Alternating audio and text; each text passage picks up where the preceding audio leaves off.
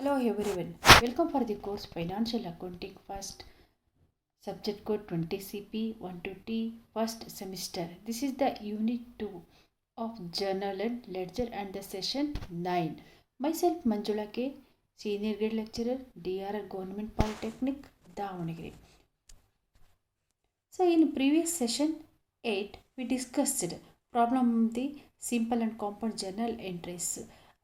I think you got lot of information regarding the problem of the journal entries. Let me move for the next concept, that is the ledger.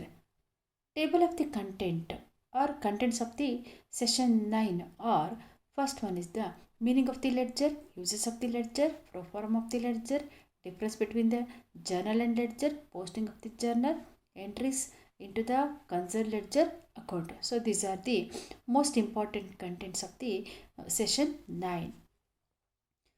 Before going to the content of the session 9, first we have to know about the learning objectives of the course.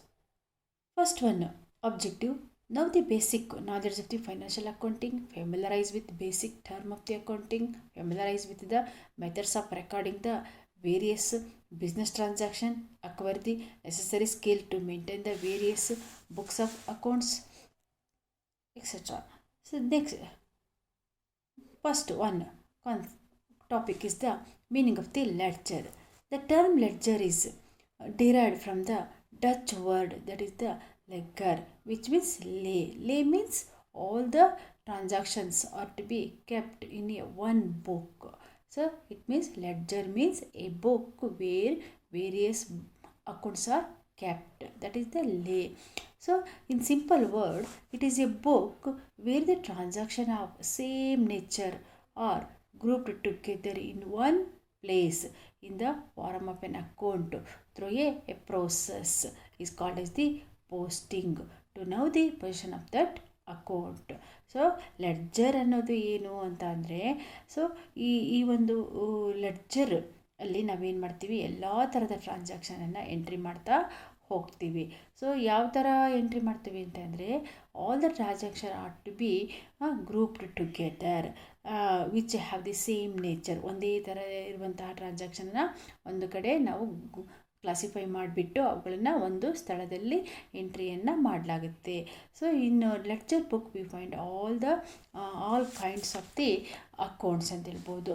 So that the ledger is as usually called as the a bound book. Bound book ಅಂತ ಯಾಕೆ ಹೇಳ್ತೀವಿ ಅಂತಂದರೆ, it contain the various accounts concerned with the ಬಿಸ್ನೆಸ್ಸಿಗೆ ಸಂಬಂಧಪಟ್ಟಂತೆ ಎಲ್ಲ ಥರದ ಟ್ರಾನ್ಸಾಕ್ಷನ್ನ ನಾವಿಲ್ಲಿ entry ಮಾಡಲಾಗುತ್ತೆ.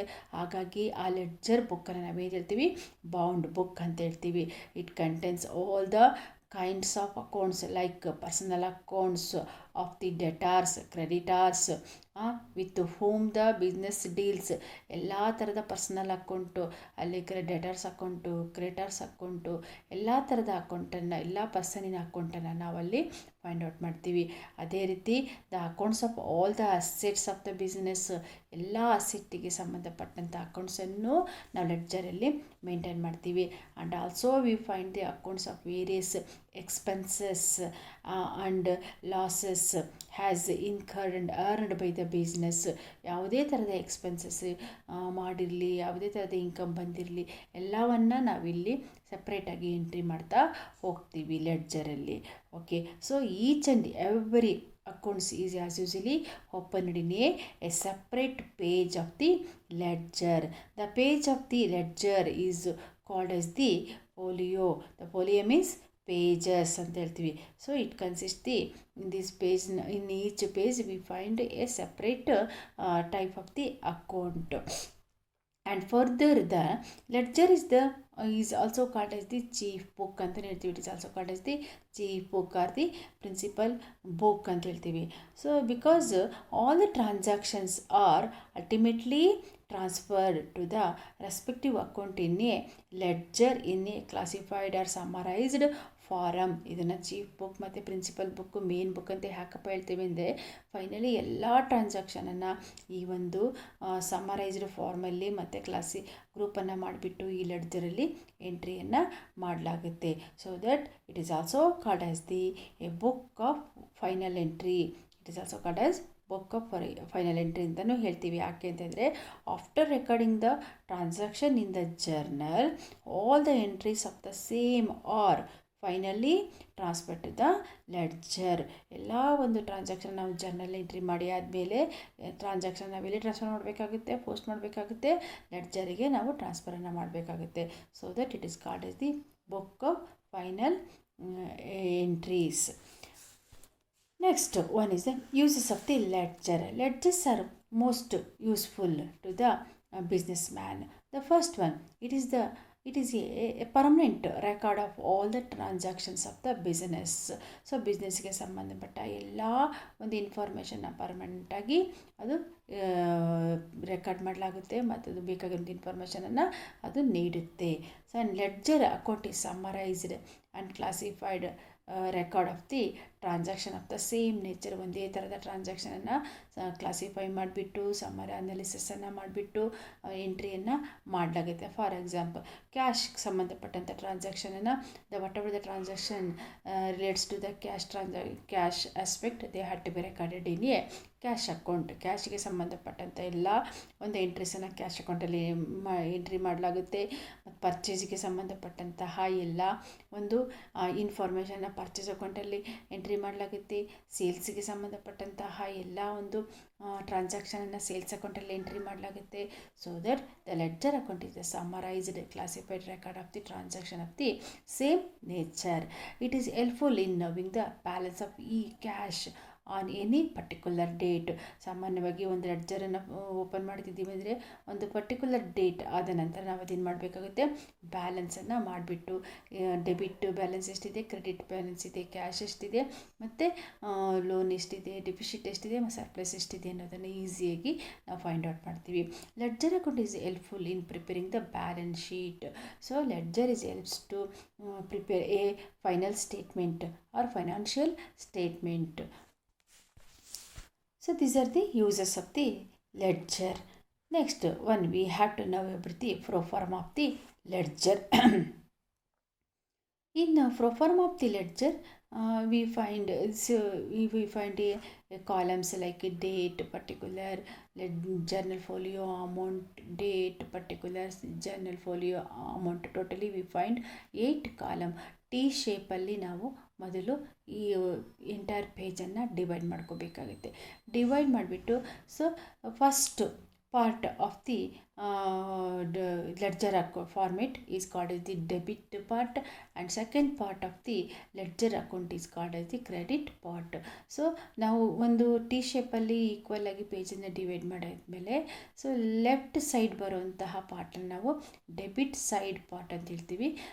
ರೈಟ್ ಸೈಡ್ ಬರುವಂತಹ ಪಾರ್ಟನ್ನು ನಾವು ಕ್ರೆಡಿಟ್ ಸೈಡ್ ಅಂತ ಹೇಳ್ತೀವಿ. ಡೆಬಿಟ್ ಸೈಡ್ ಅನ್ನೋದನ್ನು ನಾವು ಅಬ್ರಿವೇಟ್ ಮಾಡಿದಾಗ ಸಿಂಪ್ಲಿಫೈ ಮಾಡಿದಾಗ DR ಕ್ಯಾಪಿಟಲ್ ಲೆಟರ್ DR ಅಂತ ನಾವು ಬರೀಬೇಕಾಗುತ್ತೆ. ಮತ್ತು ಕ್ರೆಡಿಟ್ ಪಾರ್ಟನ್ನು ಮೇಲ್ಗಡೆ at the top of the right side end of the right side ಏನಂತ ಬರೀಬೇಕಾಗುತ್ತೆ, CR ಕ್ರೆಡಿಟ್ ಅಂತ ಹೇಳ್ತೀವಿ.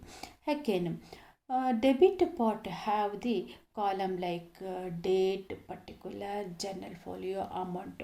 So date of the transaction which are to be debited. ಯಾವ ಅಕೌಂಟನ್ನು ನಾವು ಡೆಬಿಟ್ ಮಾಡ್ತೀವೋ ಅದು ಅಕೌಂಟಿನ ಡೇಟನ್ನು ಮೆನ್ಷನ್ ಮಾಡ್ತೀವಿ. ಪರ್ಟಿಕ್ಯುಲರ್ ಕಾಲಮಲ್ಲಿ ನಾವು name of the account which is debited but we have to write on the account which is in credit. ನಾವು ಯಾವ ಅಕೌಂಟ್ ಡೆಬಿಟ್ ಮಾಡಬೇಕು ಅದನ್ನು ಡೆಬಿಟ್ ಸೈಡ್ ಎಂಟ್ರಿ ಮಾಡ್ತೀವಿ with using the TO2 abbreviated to prefix like the TO2. Debit side ನಾವು entry ಮಾಡಬೇಕಾದ್ರೆ TO2 ಅಂತೇಳಿ ಪ್ರಿಫಿಕ್ಸನ್ನು use ಮಾಡ್ತೀವಿ. ಮತ್ತು journal folio, page number of the journal folio where the transaction are to be brought to the ledger ಅಕೌಂಟಿಗೆ ಎಲ್ಲಿಂದ ನಾವು ತೊಗೊಂಡು ಬಂದಿದ್ದೀವಿ ಜರ್ನಲ್ ಬುಕ್ಕಿಂದ ಆ ಪೇಜ್ ನಂಬರನ್ನು ಎಂಟ್ರಿ ಮಾಡ್ತೀವಿ. Amount of the account which is debited, ಯಾವ ಅಕೌಂಟ್ ಡೆಬಿಟ್ ಮಾಡ್ತಿದ್ದೋ ಆ ಅಕೌಂಟಿನ ಡೆಬಿಟ್ ಅಮೌಂಟನ್ನು ಎಂಟ್ರಿ ಮಾಡ್ತೀವಿ. Okay, so next come to the credit side of the ledger account. So date on which the credit transaction are to be taken place, credit ಸೈಡಲ್ಲಿ ಡೇಟನ್ನು ಹಾಕ್ತೀವಿ. Next name of the account which is debited, ಇಲ್ಲಿ ನಾವು particular ಕಾಲಮಲ್ಲಿ entry ಮಾಡ್ತೀವಿ. Journal folio, ಇದರಲ್ಲಿ page number of the journal folio, where the transaction are to be brought to the ledger account, ಎಲ್ಲಿಂದ ನಾವು ಲೆಡ್ಜರ್ ಅಕೌಂಟ್ ಯಾವ ಒಂದು ಇದರಿಂದ ತೊಗೊಂಡು ಬಂದೀವಿ ಅದನ್ನು ಎಂಟ್ರಿ ಮಾಡ್ತೀವಿ. Amount of the account which is credited, ಯಾವ ಅಕೌಂಟನ್ನು ಕ್ರೆಡಿಟ್ ಮಾಡಿದ್ದೀವೋ ಅದರ ಒಂದು ಅಮೌಂಟನ್ನು ಇಲ್ಲಿ ಎಂಟ್ರಿಯನ್ನು ಮಾಡ್ತೀವಿ. So this is the format of the ledger account. Next we have to know about the differences between the journal and ledger.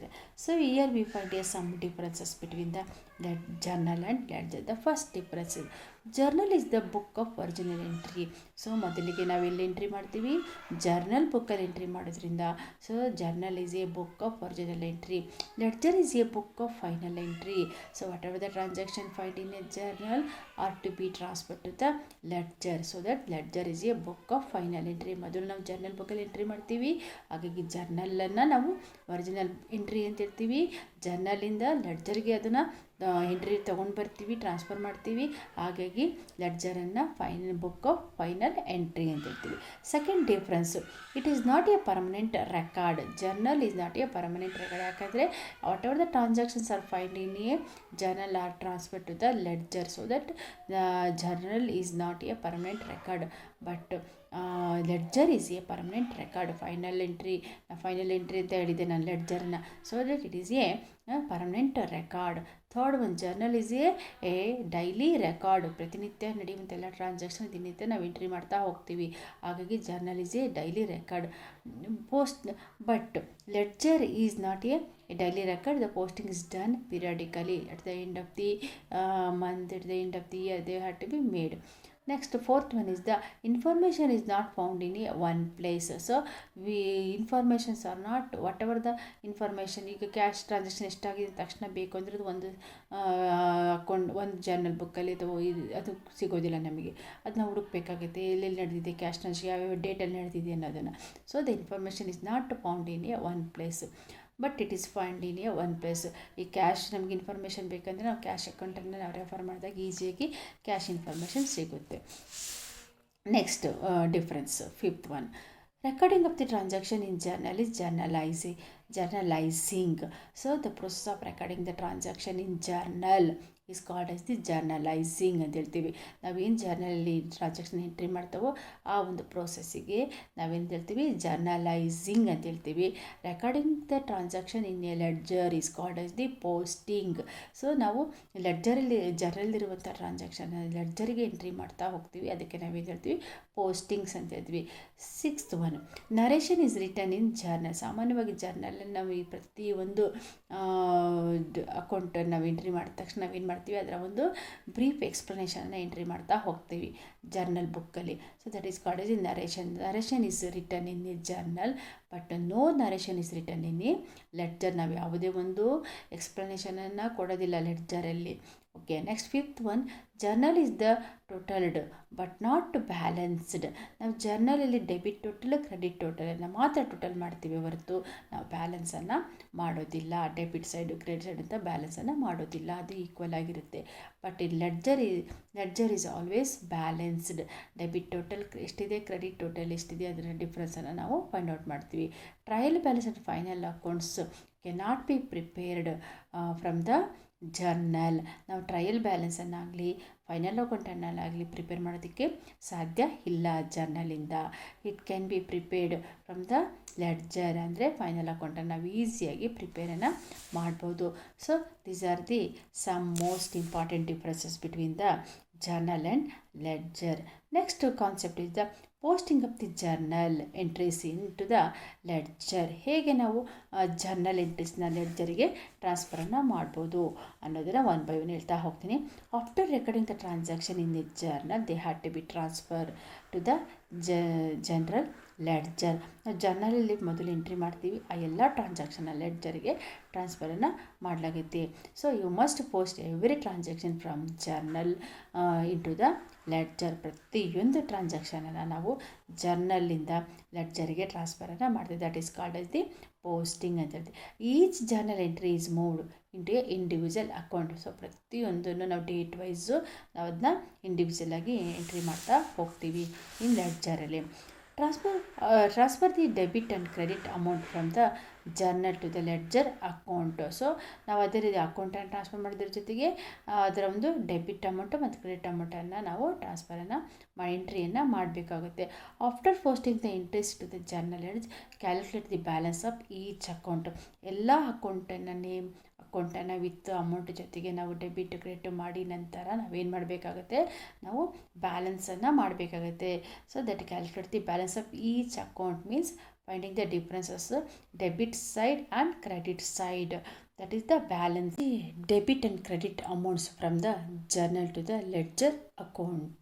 So after recording the accounts in debit and credit side of the ledger, we have to transfer the debit and credit amounts from journal to the ledger account. After posting the entries to the general ledger, calculate the balance of the each account. Balance means finding the differences between the debit total and credit total. So here first one, the difference or the balance may be the nil balance, it may be the debit balance or credit balance. What is the meaning of the debit balance? Debit balance, if the debit total is more than the credit total of the ledger account is called as the debit balance. ಇದನ್ನು ನಾವು next ಸೆಷನಲ್ಲಿ ನಾನು ಮತ್ತೆ ಬ್ರೀಫಾಗಿ ಡೀಟೇಲಾಗಿ explain ಮಾಡ್ತೀನಿ. Just ಇಲ್ಲಿ ನಾನು ಬ್ರೀಫಾಗಿ ಹೇಳ್ತಾ ಹೋಗ್ತೀನಿ. And credit balance ಅಂದರೆ if the credit total is more than the debit total is called as the credit balance ಅಂತ ಹೇಳ್ತೀವಿ. So here calculate the balance of the asset or expense of account.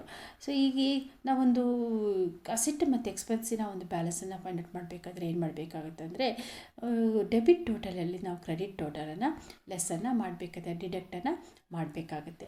ಅದೇ ರೀತಿ ನಾವು balance of the liability or ಈಕ್ವಿಟಿಯನ್ನು calculation ಮಾಡಬೇಕು ಅಂದರೆ credit ಟೋಟಲಲ್ಲಿ debit ಟೋಟಲನ್ನು ನಾವು less ಮಾಡಿದಾಗ ನಮಗೆ balance of the liability or equity ಅಕೌಂಟನ್ನು ಈಸಿಯಾಗಿ ಗೊತ್ತಾಗುತ್ತೆ. That is the procedure posting of the accounts and balancing of the ledger account.